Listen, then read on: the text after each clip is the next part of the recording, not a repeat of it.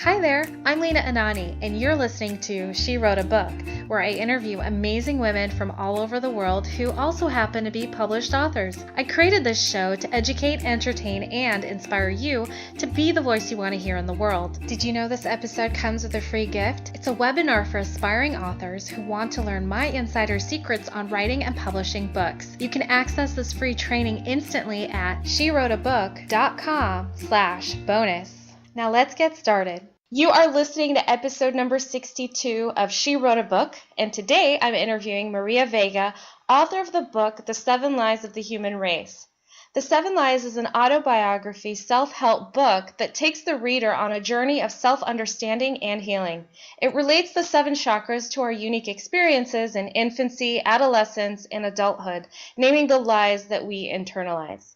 Maria is Portuguese, but has been living in London since her 20s. A challenging childhood left her with a deep interest in healing trauma and knowing herself. She is a healer and counselor, and wrote this book about her life experiences. Again, her book is called The 7 Lies of the Human Race. You can find the link to purchase her book in our show notes for this episode at SheWroteABook.com/62. So Maria, it's such a pleasure to have you as a guest today. My first question for you is this: What inspired you to write and publish this book? Hi, Lena. Thanks very much for this opportunity. So the question, why? The why is kind of, I was guided to it, really. I've been always wanting to write something since I was a child. I used to write and even write letters for my friends when they couldn't write something to their boyfriends or something. I was always full of inspiration. And so kind of this book, I was kind of guided to write it, and it kind of started really fast as soon as I got this feeling that I was ready to talk and write my story. Yes, it's my life experience. It's in a way I kind of see myself as an open book, and here I open myself to the reader. I take them on a journey of self-help, I would hope, and self-understanding, because for me, knowing yourself is really the key. The more you know yourself, the more you understand why you are the way you are. And if you know why, then you can realize that you have choices, that you can change things, that you can heal and you can move on, because a lot of us don't feel that we have a choice, especially with troubled childhood. We say, we kind of feel, oh, it happened to me, I didn't have a choice, I couldn't change my situation. Yes, you couldn't change your situation then, but you can change your situation now. And that's kind of very much about what I do in a book, with my own story and other people's stories. So there's a lots of examples. Everyone who has read the book come back to me and say how they can relate, and that's very much what I wanted, and it's up there. Yeah, I think that's the answer for now. Yeah, it's a great answer. Thank you for that. I love the book cover. When I first saw the book cover, I'm like, oh, this has to be connected with chakras. Like Yeah, your story has to have like chakras in it because you can see it in the yeah. picture. Hmm. It's beautiful. Can you tell me a little bit more about how you use chakras in your book? Right. I go through. So what I recognized is that instead of, you see, most books about chakras, they kind of talk a lot about what they represent and what can you do about them, like what stones you can use or what oils, whatever. And I haven't come across a book where it relates it to real life events.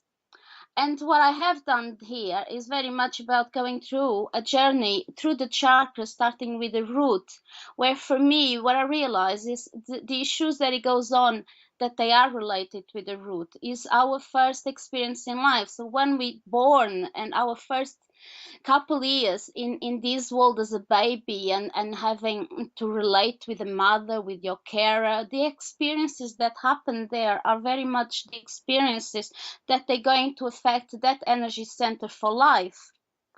And the lies is very much that, depending of what happened in there for you, you're going to internalize a lie, a specific lie, And like in this case of the root, the lie, for me, what I realized is about trust. Can I trust? So like, can I trust that my mother is feeding me when I need? Can I trust that my home is safe? Can I trust that I'm cared, that I'm held, that I'm loved? And if you do have a positive enough experience, then you're going to grow up feeling like you can trust. But if you didn't, then you're going to either accept that you can't trust anything, and then you're going to become like a loner, where you're going to be self-sufficient and you're not going to ask ever for help. Are you going to become someone else who's going to always desperately need something to hold to, like a second family, like a religion, or a gang or something like that? And that's kind of the examples that I give so that people can really understand what I'm trying to pass on. Yes. So earlier you talked about choices and the importance of choices. How do choices play a role with your chakras, like understanding how your chakras work? You see, we have the choice of how we interpret life. So for every energy center, for every experience that we have in life, that in the book I explain where do they relate to. We have then the choice of believing in it or rejecting it, and life is very much like that. You see, when we told lies throughout our lives, wherever lies they are, either from our parents or from society or teachers or whatever, we have those two choices. Either we believe the lie or we reject the lie. So if we told that we need to be slim, either you accept it and you go on diet, or you reject it and then you just eat whatever you want. And most of the time what I realize is people tend to go to extremes, either the one who stops eating or the one who just indulge themselves and stops caring. And ideally is very much about finding balance. So, and that's where we always have a choice. But as I said earlier, is that unfortunately a lot of us come to believe that we don't have a choice, but we do. We're now adults. We're not anymore the child or the adolescent that maybe they didn't have a choice for the experiences they went through. Wow, great answer. Lots to think about with this one. This is a really interesting topic. It is, and I mean, I'm still gobsmacked in a way that I wrote this book, that this book is done and is there, because I put it together in about 5 months. So it was like, I wrote it on my iPad on the way to work every morning for an hour, and that's how I kind of progressed it. And I know I had a lot of help with the inspiration, but also what is in there is really, it's real, is not pretending to be anything. Is really, it's about my life, it's about my story, it's about my experience with people and my clients. I have stories of people, and so it brings it, that realness about the subject, because not anymore is about just being about the energy centers and what color they are and what they stand for, but it's about the psychological side of these energy centers. And I haven't come across anyone else really going as deep, or explaining, maybe not deep but as simple. You see, people who read my book, they go, "Oh my God, I feel like I'm hearing you," and because English is my second language, he has that as well. It's quite basic, so it's the kind of book that anyone can read. In fact, I'm in the process of wanting to transform this in a child's book, because I wanted to make it even more accessible. So not that it just gets to be accessible to the adults, but that it gets to be accessible to the younger children who can learn about these things. Yeah, and I want to make a quick comment. You said that because English is your second language, that the content is basic. I just want to make sure the listener knows this. I read through the introduction, and her English is perfect, just so you know. It's not, yeah, I think she's not giving herself enough credit here. But I mean, it's written really well, easy to understand, and I really appreciate this new take on the discussion of chakras, and I do like how you are, I love how you present it under the 7 chakras, and then you bring in your stories to kind of like yes as examples of how these chakras work. So tell me a little bit about, did you feel like maybe you were a little bit scared to share your personal stories or to be so vulnerable, or was it at that point just, you're like, no, these are ready to, people are ready to know my stories? Yes, I think partly it was about me being ready to share it, but also part of doing it is about owning. And I came to a point in my life that I'm comfortable in my own skin. I'm comfortable with who I am, and so it's, I'm not anymore looking for, oh, people need to, I need to be liked or disliked. So for me to put my story up there is very much about inspiring and giving permission for people to be themselves as well.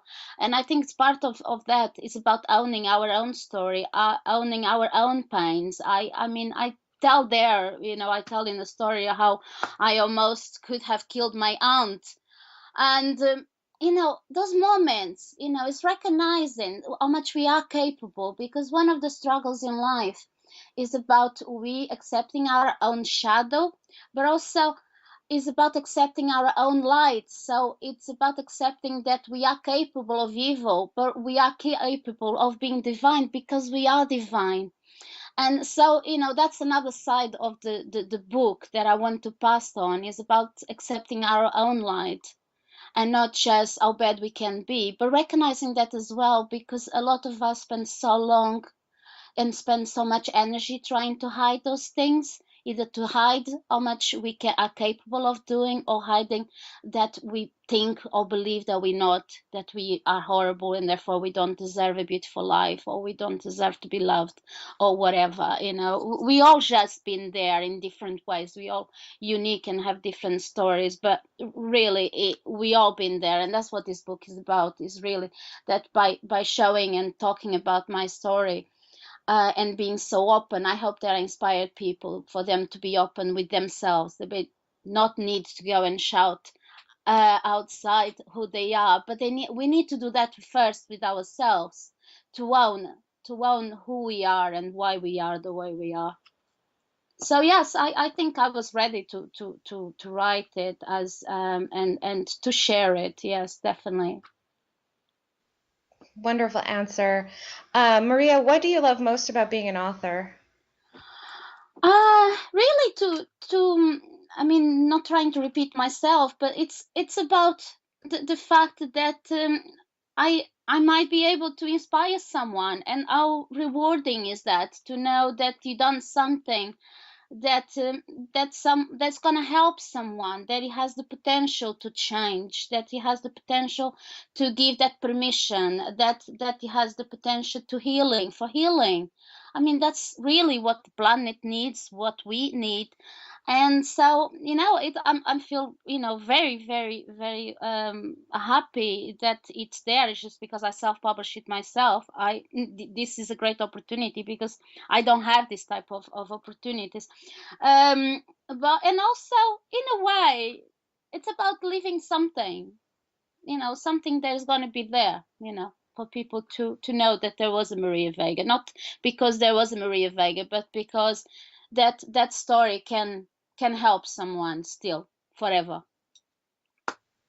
Beautiful. Maria, thank you so much for being our special guest today. We will have a link to your book in the show notes for this episode, and our listeners can find that at SheWroteABook.com/62 to learn more about our author and her inspiring book. Maria, thanks again. It's been a pleasure. Thank you very much. Thank you for listening to She Wrote a Book. If you enjoyed this episode, then subscribe now so you can automatically get access to all new episodes, and feel free to share your inspired thoughts with us in the comments too. I'd love to hear from you. Are you ready to write your own book? Get started now with my quick and concise webinars so you can learn my insider secrets on writing and publishing your own book. Claim your free gift now at SheWroteABook.com/bonus. Until then, may you always feel good and make magic. Feel good, make magic now. Lena, Anani will show you how. Ignite that wisdom inside of you and show the world what you do. To publish, write, and promote, learn the best way to go.